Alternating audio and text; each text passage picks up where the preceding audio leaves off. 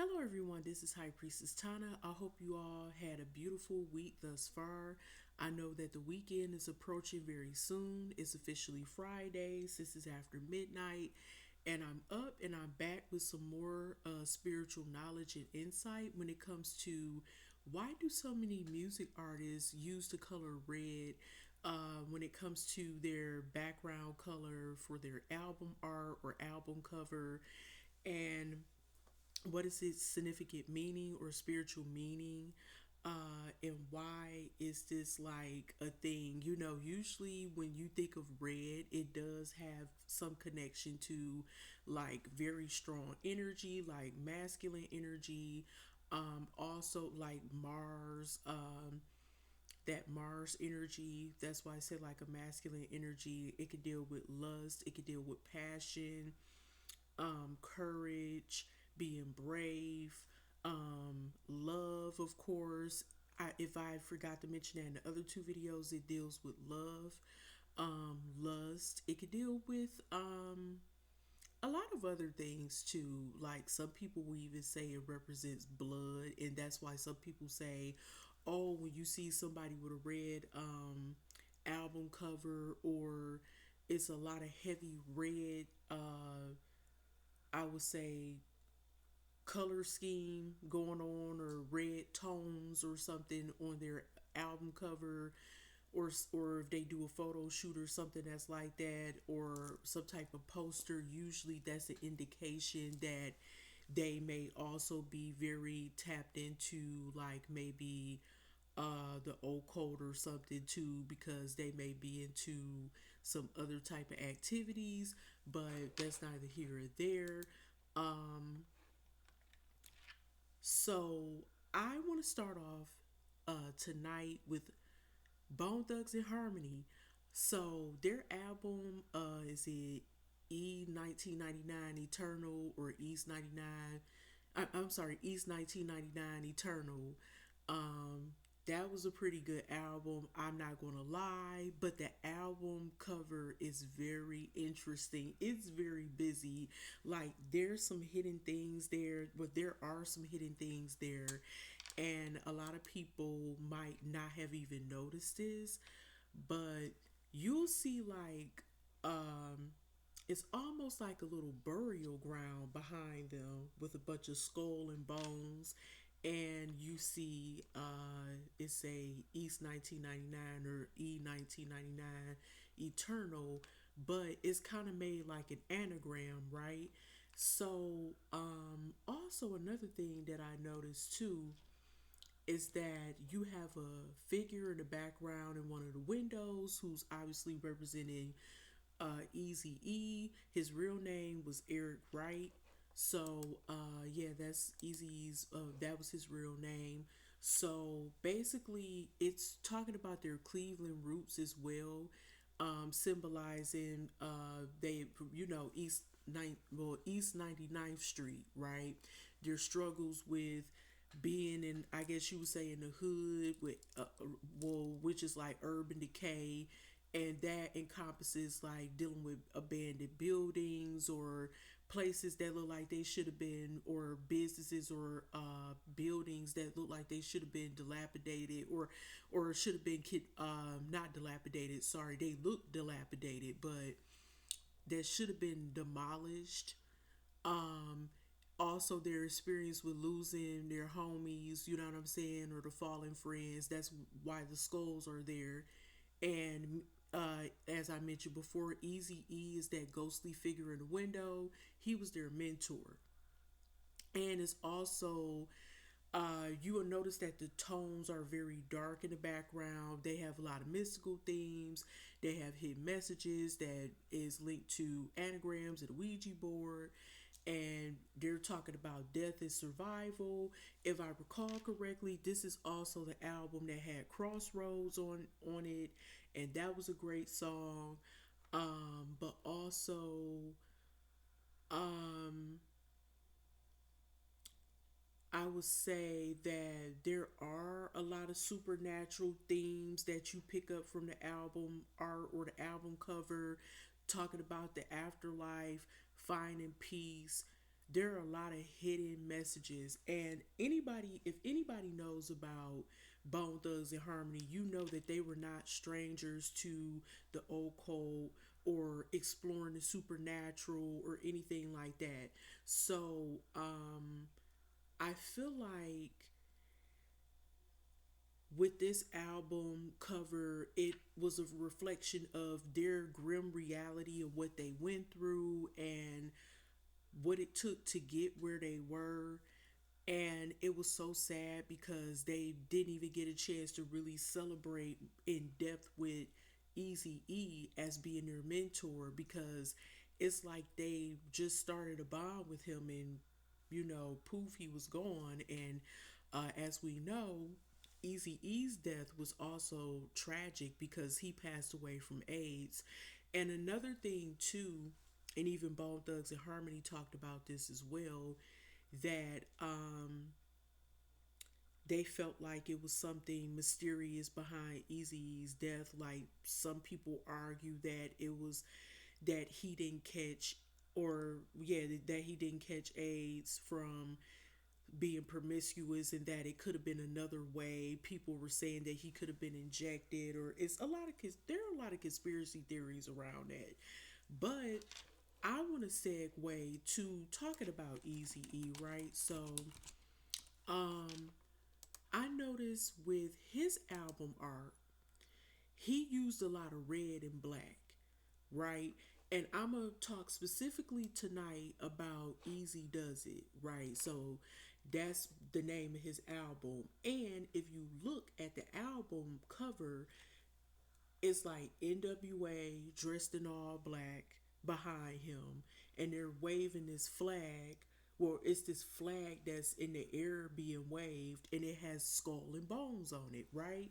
So his name is in red, Easy E, but they're dressed in black, and it's a skull and bones symbolism thing going on this flag.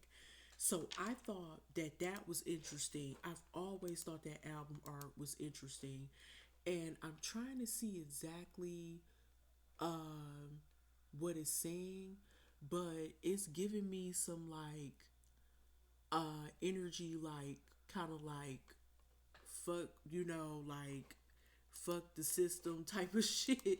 You know what I'm saying? Like we run this shit like an anarchy type of industry. I mean, not industry, anarchy type of energy. I'm thinking about the industry, y'all, because there's so much going on for real. But anyway, that was a unique album cover. Um, that really stood out to me, and I noticed that in on a lot, well, not a lot of his albums, because he didn't have a lot of albums per se, but he made enough while he was living. Solo, even with let's see, how many albums did Easy E make? Shit, I'm about to look now. Um, cause I forgot, y'all. It's yeah, he had collaborative albums, and he had his own studio albums. Um, the second studio album that he made, and this was his final studio album, so that's correct. He didn't have a lot of albums as a solo artist, but he had more albums when it came to collaborating with NWA, because NWA used to be known as NWA and the Posse in 1987. Then NWA made Straight Outta Compton in 1989, the year I was born.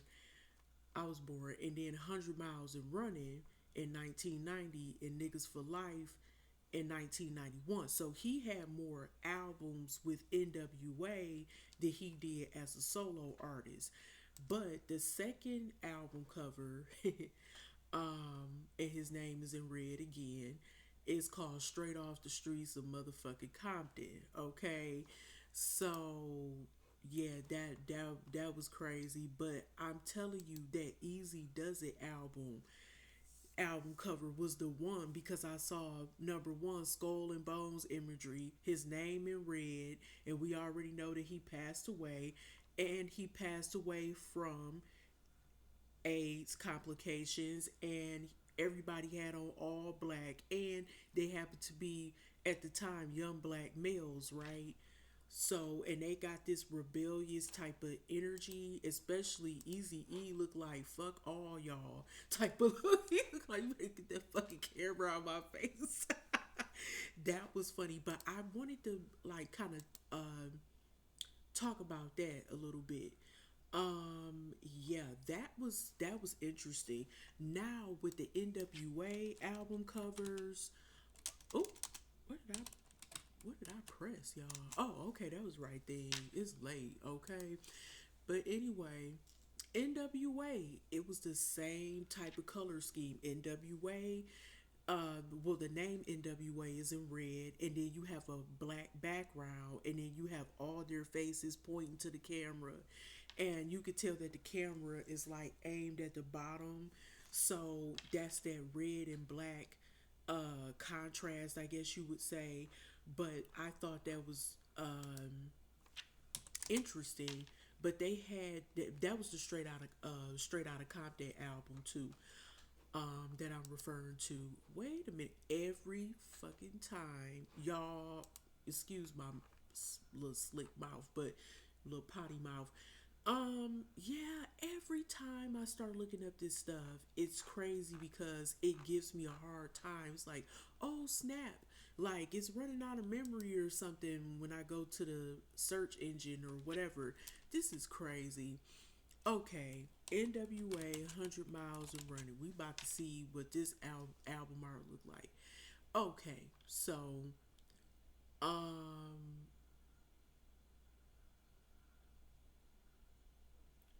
this is the thing, right?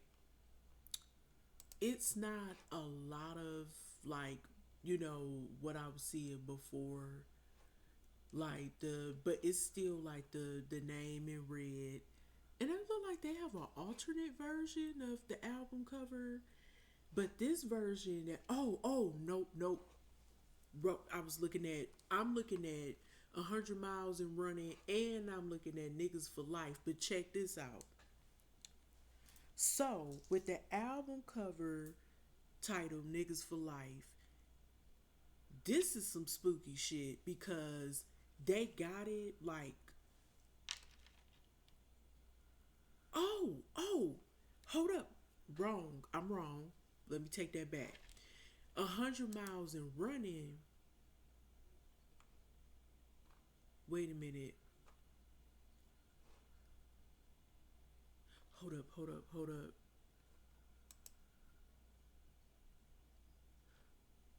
Oh, no. I was right. Let me shut up. I'm confusing y'all. Shit, hold up. 100 Miles and Running was a EP by NWA. So it's giving like a old school poster type of vibe. Like it kind of looked like a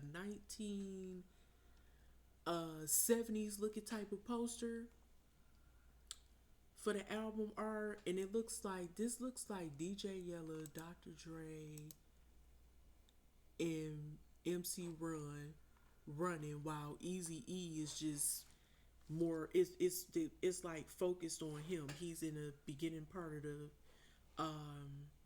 Oh, this is a perfect album because in the back there is like red and it's like fire. Looks like the city of Los Angeles is in flames. And Dr. Dre, DJ Yella, and MC Ren are running while Easy E is like basically sitting in the frame, pretty much like, ha ha, motherfucker. That was crazy. Yeah, and that's that red energy, and in this case this is talking about chaos and destruction. And as we all know, that there were a lot of things going on in Los Angeles at that time with the riots and stuff like that. So let's see, I'm gonna type that up too.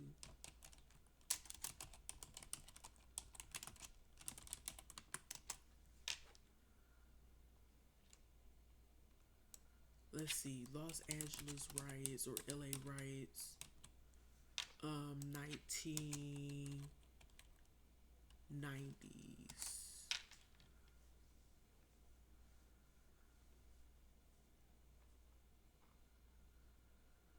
But also, this could be talking about, well, at this time, this was just 1990.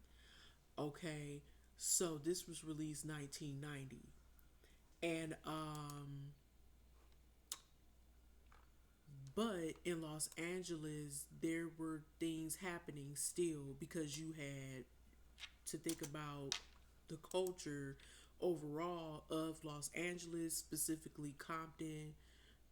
You had a lot of stuff still, even just talking about like your neighborhood, could be like that energy that was on that album cover was embodying what was going on in the neighborhood. Like, you have drugs, you have gangs, you have police brutality, you have all these different things going on at once.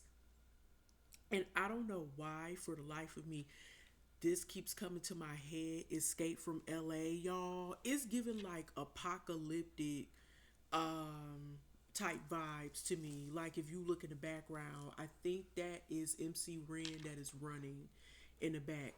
But that's crazy. But now, oh wait a minute. Let's go to let's look at the Niggas for Life album, right? Um if you look at this album cover, it is very interesting because now we're looking at words being written backwards. You got Niggas for Life being written backwards. So if you were to put that album cover in the mirror, it would read it from left to right instead of from right to left, sorry. And also, it looks like they may have been, and this is so weird because I'm seeing like it looked like they were shot and possibly, unalived, but their spirits are reaching out from the I don't know, these like the body bags or whatever that's on them that they're in or whatever at a scene of a crime. Like, maybe, I don't know what, like, I gotta see what that mean per se. I'm thinking that I'm trying to think, were they trying to say the police did this to them? Like, basically was trying to, kill their spirit or something like that, or just the society itself was pressure and was like, you know, feel like their spirit was being crushed, or it's something like that. But I want to see what other people thinking about this.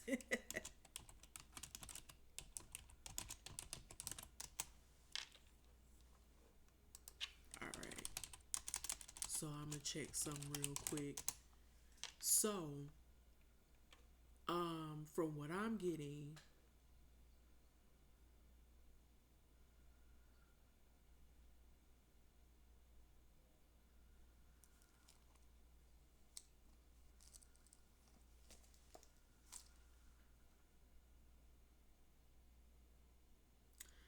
from this is that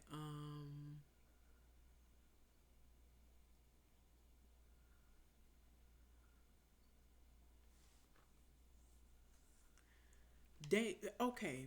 I'm just gonna be honest. I'm not even gonna read all this. From what I'm getting is that they saying like, even if y'all tried to kill us or unalive us, we real niggas don't die. Okay, basically what they trying to say, because they trying to say you may think you can kill us, like kill us off, but you can't, because we already made our mark on society, and our legend and our energy is going to live on because we already impacted society. So we already started some shit. And how you gonna change that? You know what I'm saying? Because they had such a, and still have an influence on people who are up and coming rappers, you know what I'm saying, slash hip hop artists. So that's what I took from it. Now I want to talk about someone else who I love as an artist, Missy Elliott, with her album Super Duper Fly. I can't stand the rain.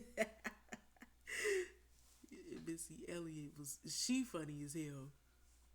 Very very creative person. So check this out. When I looked at the Super Duper Fly album, I saw a lot of things that I didn't used to see before.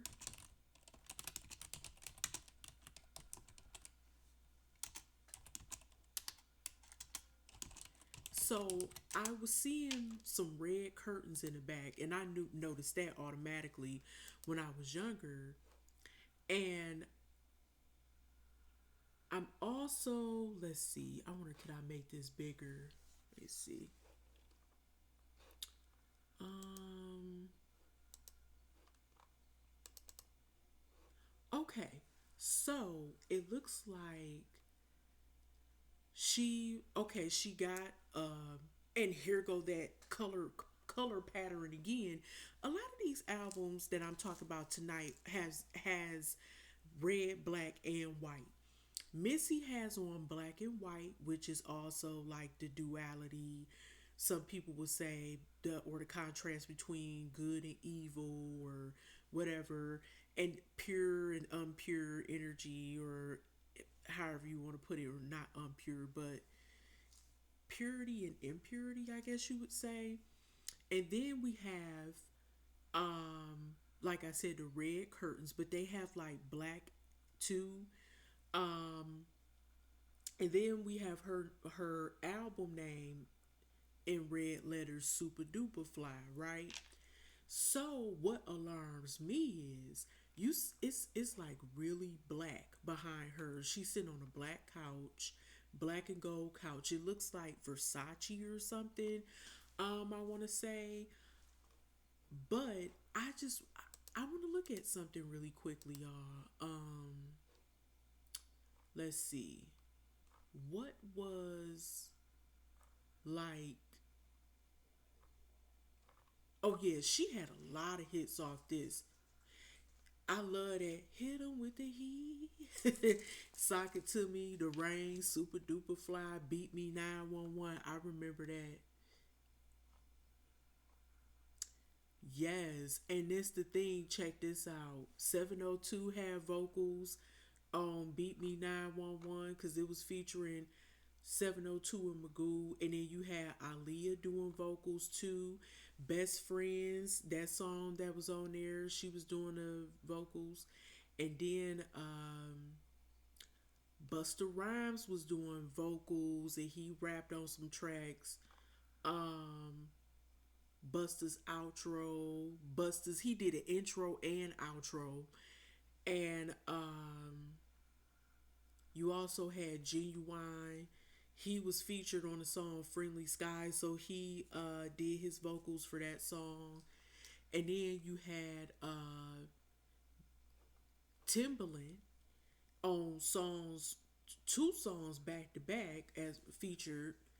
Um, they Don't Want to Fuck With Me featuring Timbaland, Pass the Blunt featuring Timbaland, that's her homeboy. And then we got um I want to say, what's her name?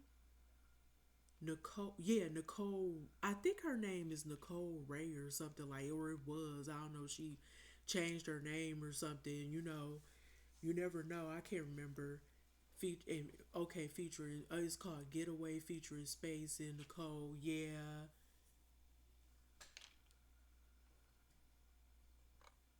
Okay. Yeah, this was an interesting album because she had a few hits off of this one. Yeah.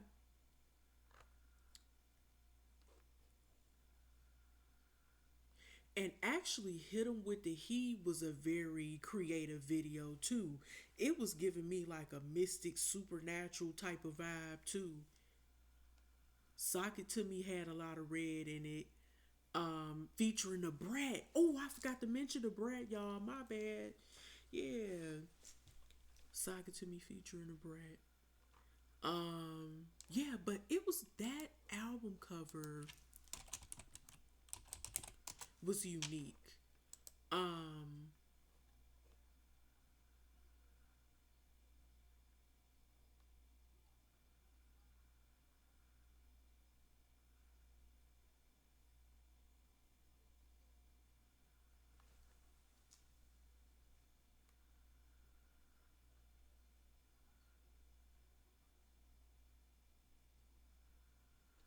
so here's the thing.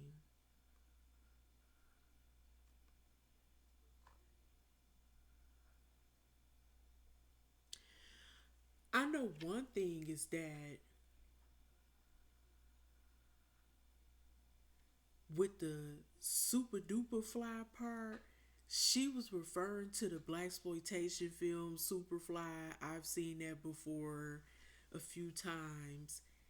And back then people would say, "Oh, you look fly," whatever. You know what I'm saying? So on that album cover, that's what she was embodying—a confident woman.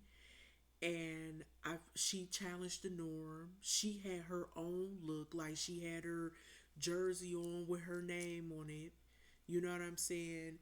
And yeah, like she broke the rules and she created her own legacy. She's very innovative. She's a music and visual art master.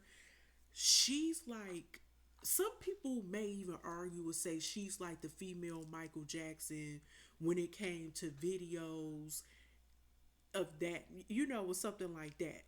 I don't know if Missy Elliott did any short films per se, but the videos is up there with the creativity. Like she's like almost like the female version of Michael Jackson when it comes to that. Okay, very very creative, but um,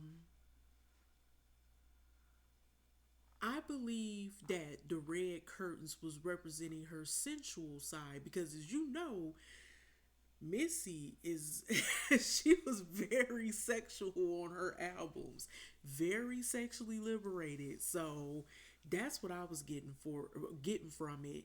That it wasn't nothing eerie, but I was like, damn, it looked dark behind there. Like it's like a doorway that looked dark as hell right there. But yeah, other than that, I mean, she always gave me like Afrofuturistics, like Afrofuturism or Afrofuturistic vibes as well. But she broke the rules, and that's for sure. And she definitely expressed herself. And her sounds were like out of this world, alien like. And that makes sense because I believe Timbaland is a I thought he was an Aquarius, but I gotta look and see. Very futuristic. Where's his birthday, y'all? Oh, okay. He's a Pisces. Well, that makes sense too. Very creative and stuff. Yeah.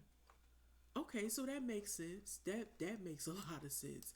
Um, Ooh, let me see something real quick.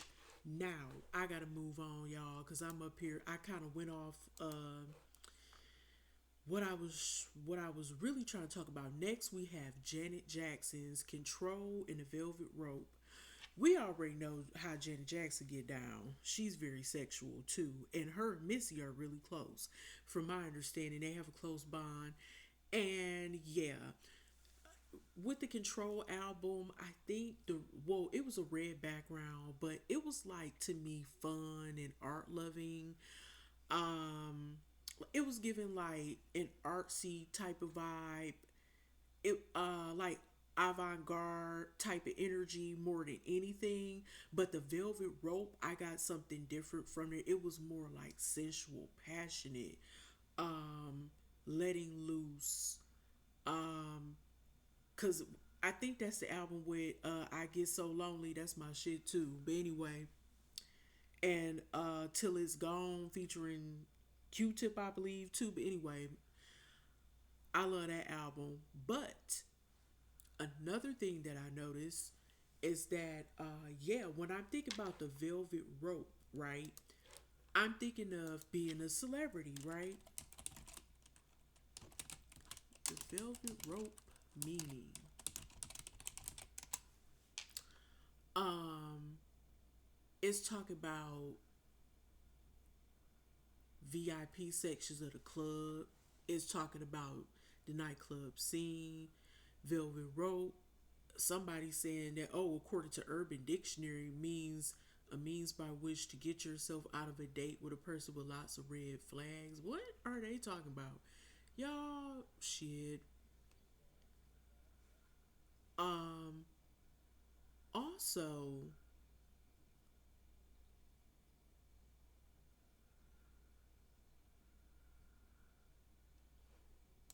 why I'm trying to figure out. Okay, they said upon experiencing an emotional breakdown, Jackson began facing a long term case of depression. She developed her new record as a concept album using introspection as a as its theme. Its title is a metaphor for emotional boundaries as well as an allusion to an individual's need to feel special. Its lyrics address subject matters such as depression, self worth, social networking, and domestic violence. It also encompasses themes of sexuality, including BDSM. I was about to say, I was getting like, like that Cirque du Soleil shit, like people like rapping, and like rapping cords or not cords, but those ropes or whatever around them or the cloth that they're on and stuff. I was thinking something like that. Sexual orientation in same sex relationships. Due to its sexually explicit content, and that's probably why the background is red too, because it's talking about some very deep stuff, right? She's very passionate about these things. And as one of the most wait a minute, okay, due to its sexually explicit content, the album reinforced Jackson's public image as a sex symbol and as one of the most erotic vocalists of the 1990s. Okay. Its incorporation of social issues regarding sexual orientation and combating homophobia also established her reputation as a gay icon. Yep, I agree. I was about to say that. And received the GLAAD Media Award for Outstanding Music. And it says its composition fuses various genres, including R&B, pop, trip hop, folk, jazz, rock, and techno music. All right.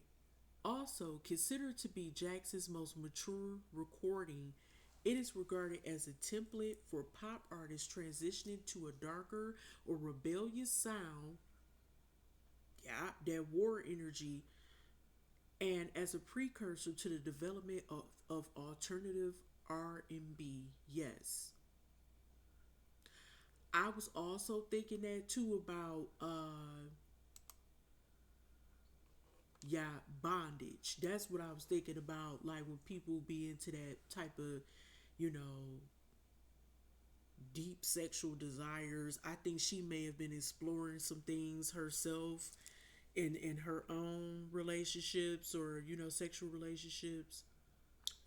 Yeah. So the songs that were released from this app together again, yes. Got Till It's Gone, y'all. I made a mistake and said the wrong name. Together again, I get lonely every time. Go deep, you. Yeah, and that's like, and then her hair was even red too on this album cover, and when she was doing the videos.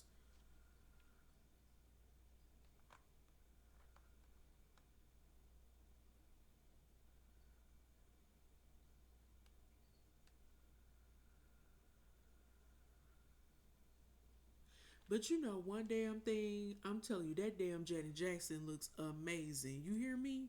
She looks fucking amazing. She do not look her age at all. Okay. Um,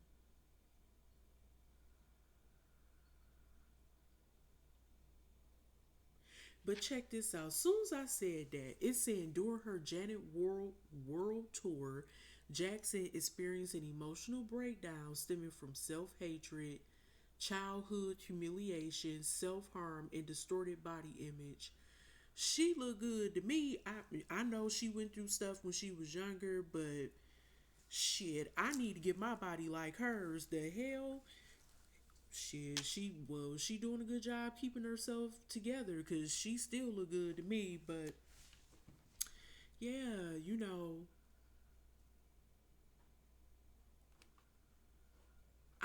just never know what people go through. You never know what people going through. Some of the most beautiful people you've ever seen got some of the most pain. I'm talking pain that they fighting. Depression. She had issues with depression, body dysmorphia, anorexia, self hatred. Damn. Damn, Janet. Mm-mm-mm.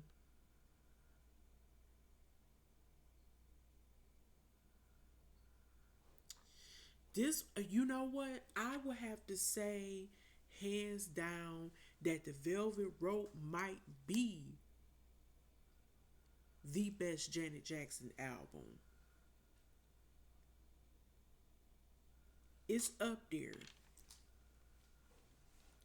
in her top albums. I would say it was her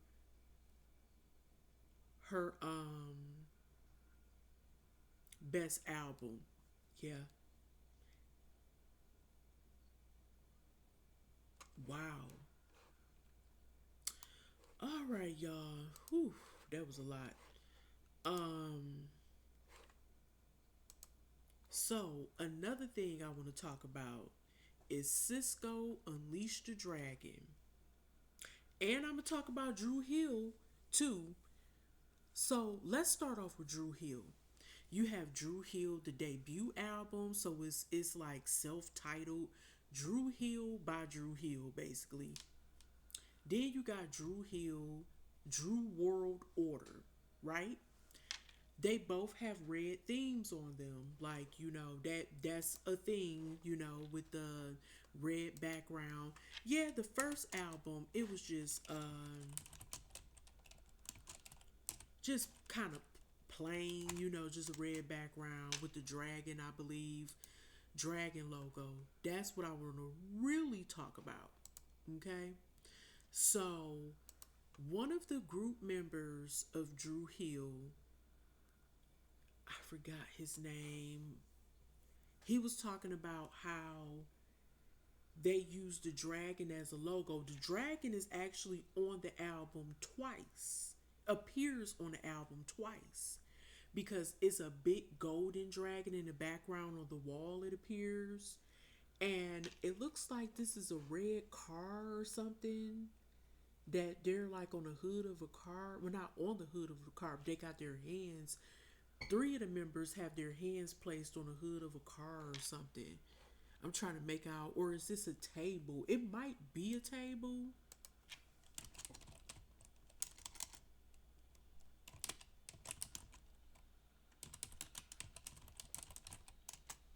So, um,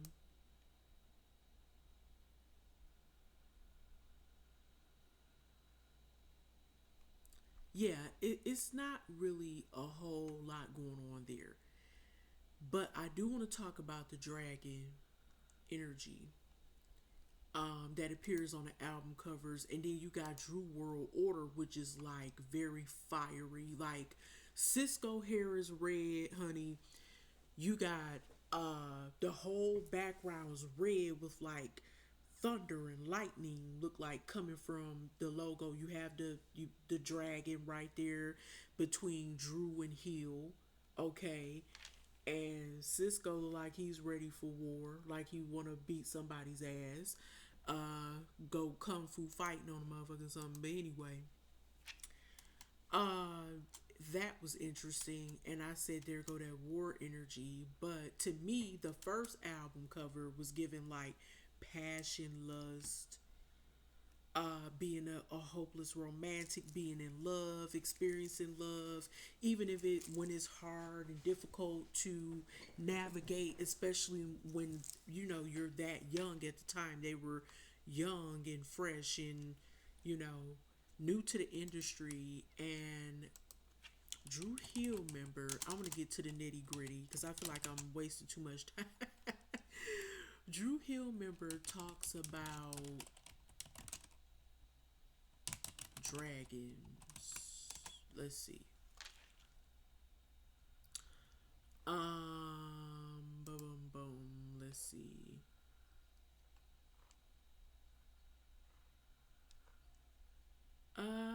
That's not what I was looking for. It was. I think he became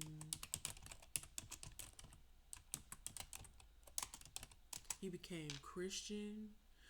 Woody Rock.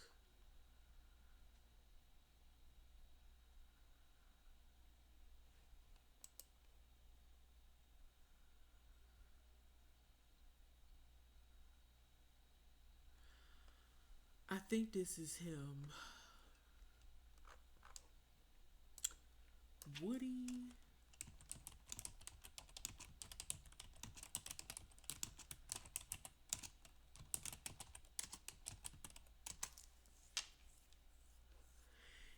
Okay, he was supposedly revealing the truth about Drew Hill.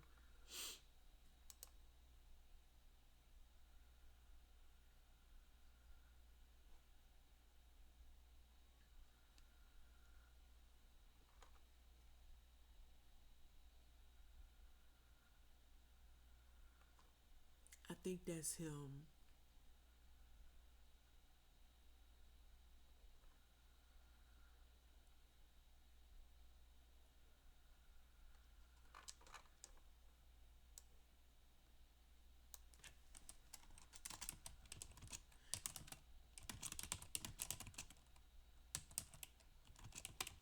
And he was basically saying that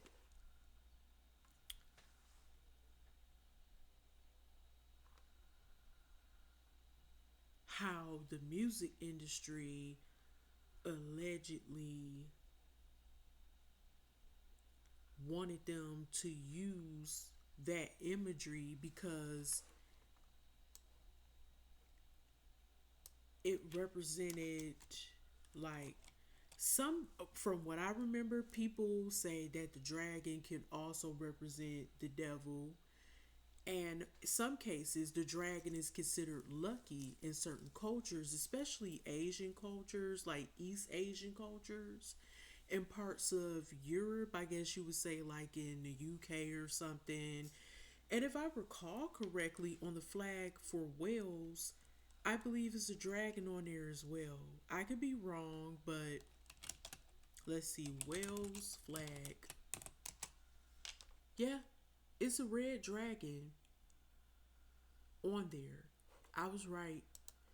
Okay, so if I recall correctly, I remember watching something on YouTube, this interview talking with Woody, if I recall correctly, talking about Drew Hill and what really happened and all his other stuff. And yeah, it was interesting because if I recall correctly, he was talking about that, like how he wasn't comfortable with that or something, about them using that imagery or something. If I'm wrong, I'm wrong, but that's what I remember. Um, yeah, because I don't want to feel like keep digging into that, but that's what I thought was interesting. Oh damn, I didn't mean to log out of that. Okay, so now we have we have Cisco's Unleashed the Dragon. So let me see.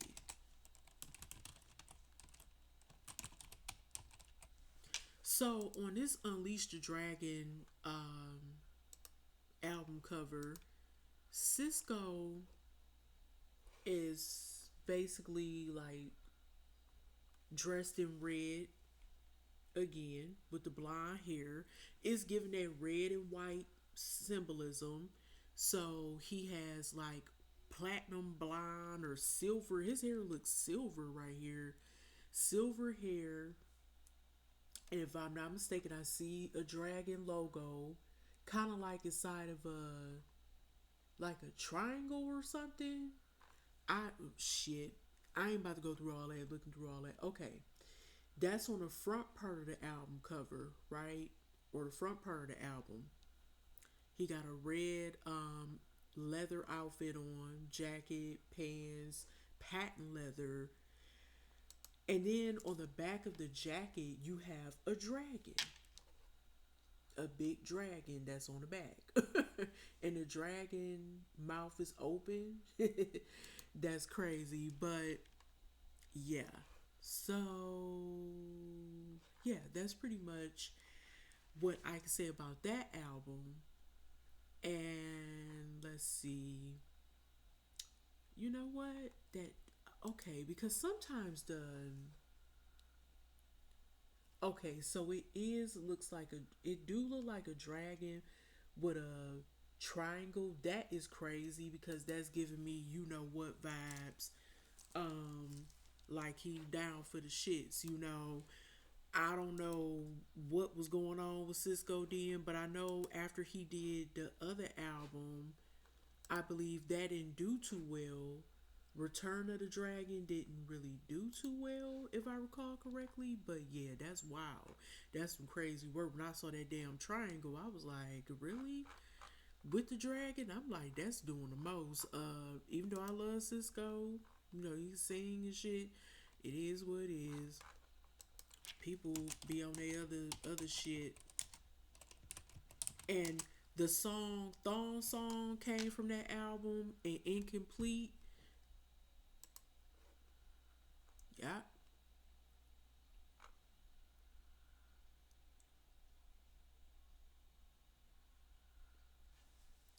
So yeah, that was interesting. I thought that was really something. Let's see. I'm gonna do one, actually a few more. Oh, R. Kelly got another album with a red background, TP3 Reloaded. Okay, so with TP3 Reloaded, um, it looks like the sky is red. That is crazy. Let me see. I'm about to shut up, y'all. I think he. Oh, I got to do Redman too. He got a few album covers.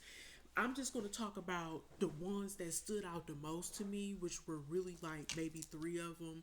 And I think I'm about to wrap this up. And then the other stuff you could just kind of, you know, research yourself because I mean, at this point, it's just too much to talk about. But I talked about some of the rock and roll albums and stuff. That energy is so freaking dark. I was just like, ugh, like when it was just icky, just make you want to itch. Um,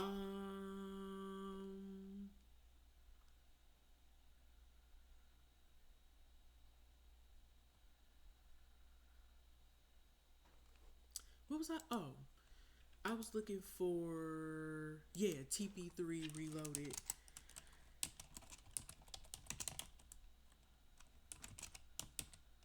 Okay, so TP3 Reloaded shows R. Kelly um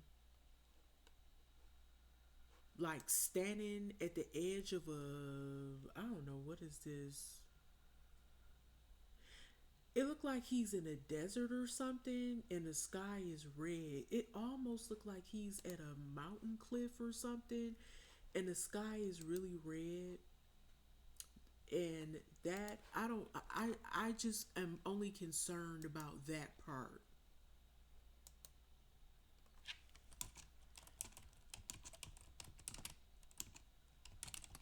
It's given like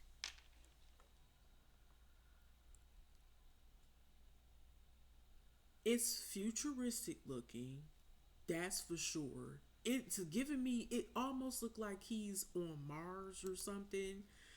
Um, Even the name, the his name in in the title of the album, it does look sci-fi looking. That's one thing. It's giving a sci-fi feel, futuristic feel. Also, it's giving like that sexual energy, that Mars masculine type of energy.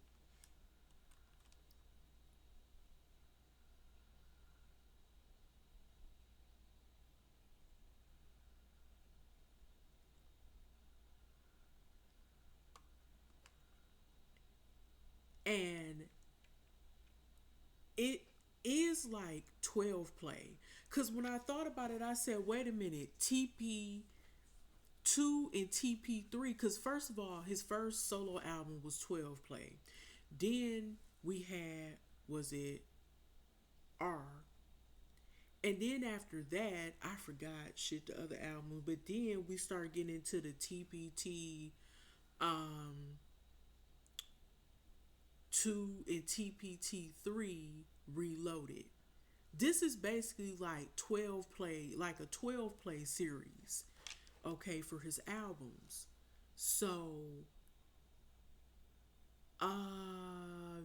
okay. Is this the album with Trapped in the Closet and all that on here?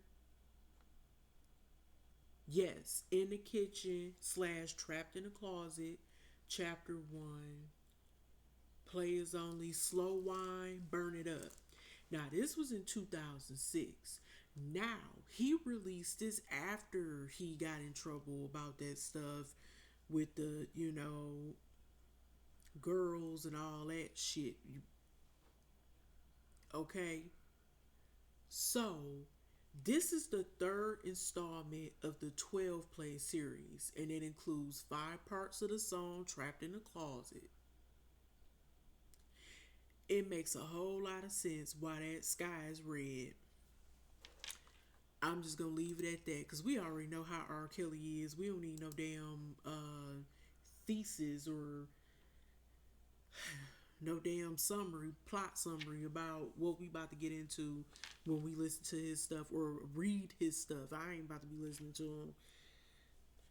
But when we get into anything about him, okay, next we got Mary J. Blige, No More Drama.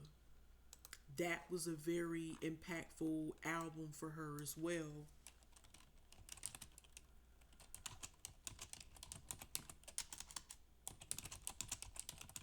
She just had a birthday too. Yeah. So we got her No More Drama single where she has All Red on. But not, I don't think the album per se. Okay. Oh no. I do see her with All Red on the album. Okay. Are there more than one version? Because I'm seeing one where she got her hair like short and is flipped and cut, layered cut rather. And then I see where it's like layered cut and flipped, but it's black. Her hair is black. She got on red glasses. She got on a red jacket. It looks like a red outfit. Really nice outfit. Also, I noticed that she has like a kind of, well, this is like orange. Um, it's not red. It's like, well, kind of, sort of like a reddish orange. Was in My Life. Is this My Life 2 album cover? But either way, um, on the No More Drama album, that's what we're focused on right now. She had some hits on there too. That was a really good album. So the songs that was spawned or came from this album was Family Affair, Still Away. I believe that was that released? I can't remember. No, Family Affair, No More Drama, and Dance for Me.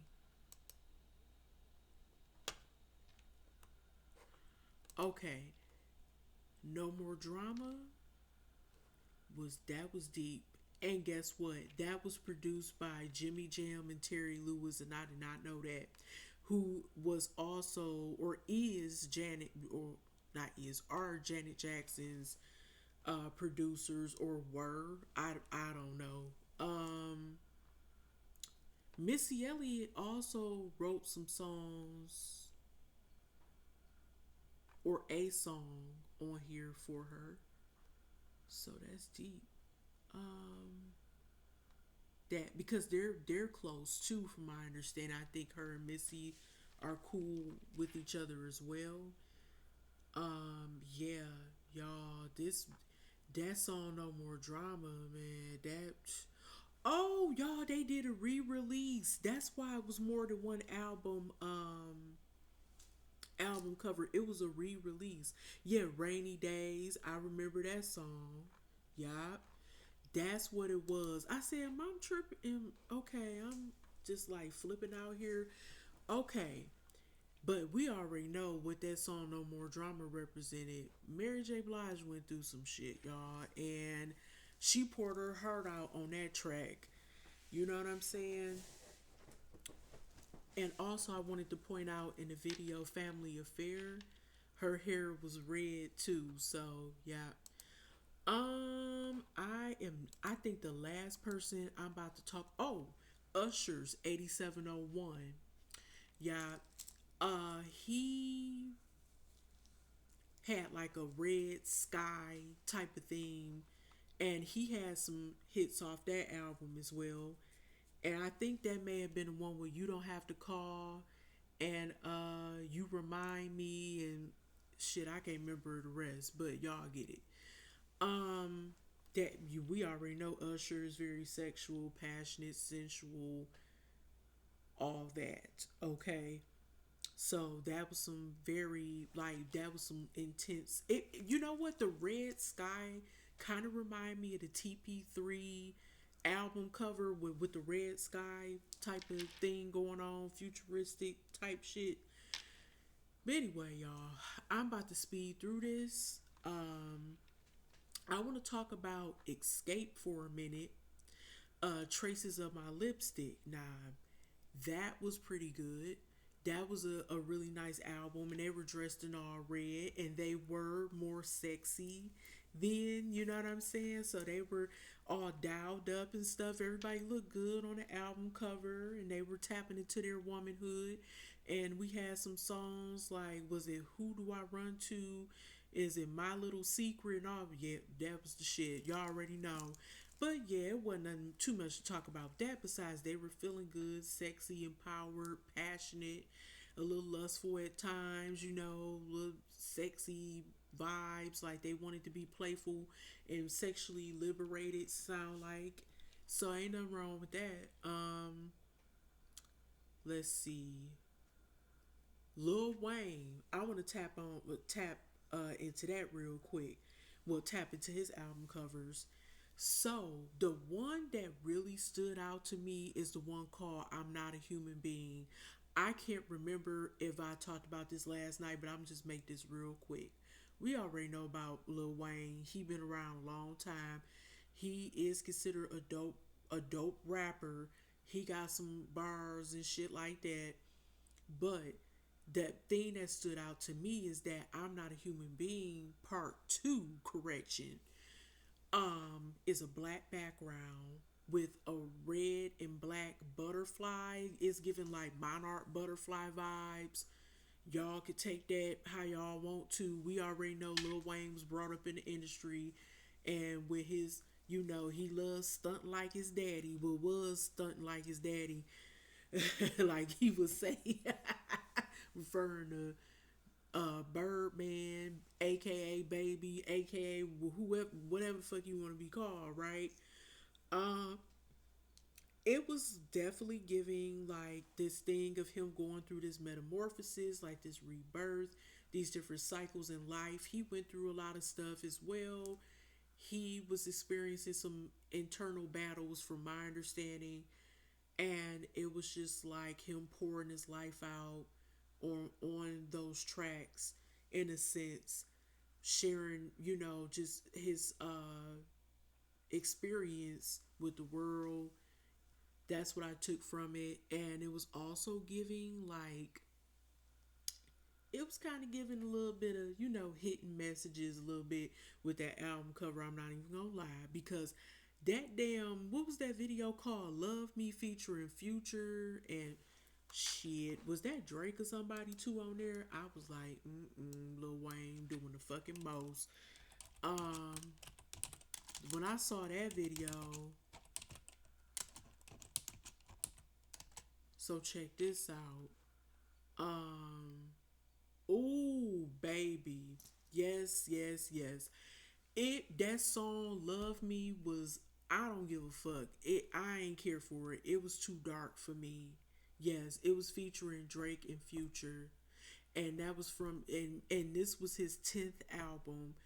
I'm Not a Human Being Part 2, and it was released in 2013, and it was definitely giving me some MK Ultra and satanic shit.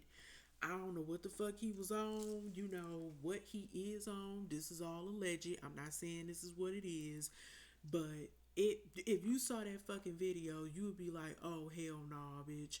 This ain't my cup of tea. This ain't the vibe right here, but this ain't what I want right here." Um and he was calling himself Tunchi and all that shit. I'm like, girl, the fuck? But then, yeah, that video was just too damn satanic for me. And I'm like, love me. It's almost like, oh, girl, bye. Look at this shit here. On the album cover, I don't, it's okay, but not album cover. I guess, I don't know if this is an album cover or not, or is this a single cover?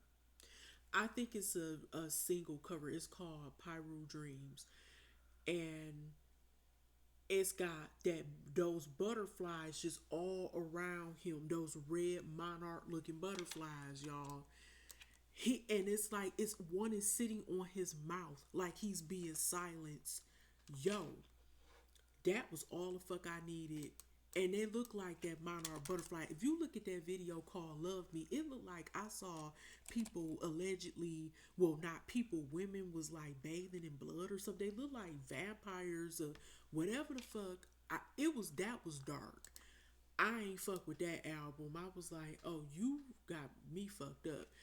I may listen to certain shit, but that was a bit much. That was a bit much. Lil Wayne, Love Me, video meaning. Um, it was very, and then he had like devil horns coming out of his head. It was full of fucking symbolism. Yeah, it's talking about drug abuse or substance abuse, promiscuity, uh, living a wild lifestyle, sex. I was kept talking about that. Whenever you see a bunch of damn red and shit, him being braggadocious, he like basically, I don't give a fuck about no haters as long as I got my bitches. They love me. He got multiple women. He want to be polyamorous, and he was being polyamorous, and along with that, mistrusting people, right? Well, women that he was dealing with. It This is crazy, but it was like full of symbolism to me. Um, I believe that he was trying to point to the fact that these women to him were Jezebels, and he basically, if did he say, hold up, what's up with these full lyrics, girl, bye. Cause it start off, I'ma just say the little lyrics, and it's all about this the song, right? I'm on that good cushion alcohol. Mike Will made it. Mike Will made it. My bad. That's how I know it's late. Cause I got some down bitches I can call. What's happening? I don't know what I do without y'all. I'm a ball to the day I fall. Ball, ball, ball. Yeah, as long as my bitches love me. Yeah, yeah. Yeah, yeah. You already know. I ain't about to keep it. Look, he said this when this nigga was like, excuse me, y'all. When Lil Wayne was like, pussy ass niggas, stop hating. Lil Tunechi got that fire, and these hoes love me like I'm Satan, man. But like, what you mean by they love you like you Satan? Yeah, fuck with me and get body. All she eat is dick. She's on a strict diet. That's my baby. I'm like, really? I'm just, this was a dark ass album, y'all. That was a bit fucking much. And let me look up Monarch Butterfly meaning. That's exactly what it was kind of given at. That's what it kind of looked like to me on the album cover. Yeah. Hmm.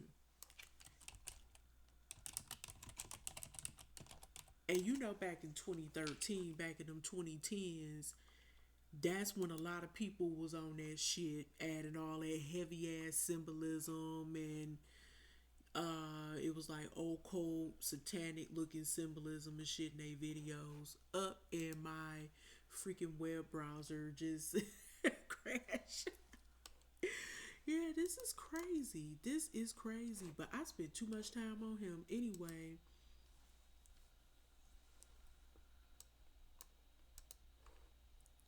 So, what does it mean though?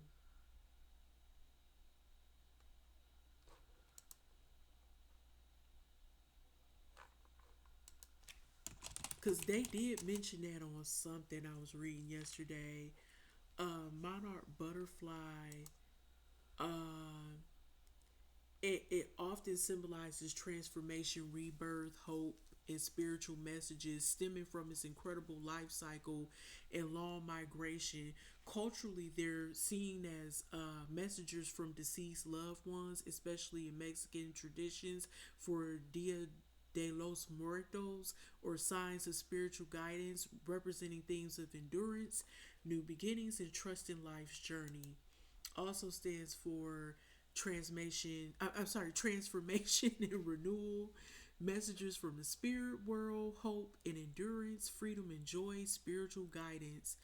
Yeah, so that was deep. But by him having that on his mouth, it's like he could be trying to fight getting there. Like he feels all these things internally, but if you keep having all that negative energy around you, how are you supposed to fully heal? He could have been on a brink of having that transformation and new cycle. Okay, now we got Redman, and I'm about to close this, y'all. We gonna make this real quick. Redman had a few albums with that, or well, a lot of them actually. Docs the Name. Um, I let me just go to my notes. Docs the Name. What the album? There is a Dark Side. Reggie, Muddy Waters 2, and Funk from Hell. Let me be honest with you. If I recall correctly, um, I believe that Redman said he was really high when he was recording some of these albums. And I think it was his mind just like going to some other shit. Like what the album shows him with red on his hands, it looks like he had red paint on his hands, or it could have been symbolizing for blood. I don't know what he was aiming for, if he was trying to do like a horrorcore type of thing, or was he trying to be on some, basically saying that, I don't know, he gave his blood, sweat, and tears for his work. But it's really kind of giving me, some kind of spooky vibes here a little bit. But then you got There Is a Dark Side, and he is a red background once again, and he is screaming from the ground. It's like he looked like he's buried up into his neck, right? And he's screaming like, ah. you know, like he can't move, like almost like he's in quicksand, and he looks like he's somewhere off at a oil refinery. It looked like some, I don't know what this is. Anyway, and then you have Reggie, the and it's all red in the back, red letters for Red Man, and yeah, and he looked like he's smoking, and it got Reggie in white. That's that red, white, and then he got a black hat on. He got a black hat on with the album as well. And then we got Muddy Waters too, and here go that red thing. It's a white house, but it got red curtains or something, and it looks like the how like the rooms are glowing red, and then you got his name in red, right? But if you notice, he spelled his red man with some of the letters either upside down or backwards. Like the N in Red Man on a lot of his albums is spelled, well, it's shown backwards, and then the A is like upside down, and that's crazy because that A upside down kind of remind me of a element. Let's see, fire element symbol.